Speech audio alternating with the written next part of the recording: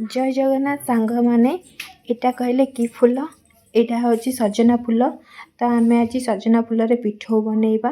तो प्रथमे मु सजना फूल को बाछि नहीं धोई नहीं तापर आम पिठौ बनवाई अरुआ चाउल को भी भिगे नहीं से किसी अदा रसुण शुखला लंका जीरा देकी अरुआ चाउल को आम बाटी नबा।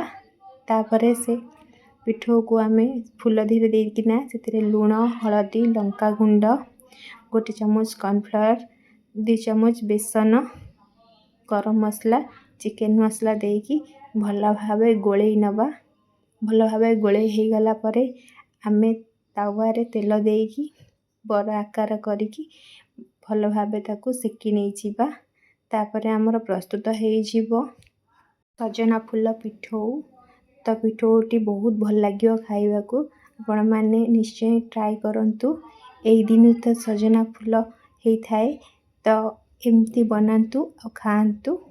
रहिली जय जगन्नाथ। वीडियोटी भल लगे लाइक शेयर सब्सक्राइब निश्चय करिवे।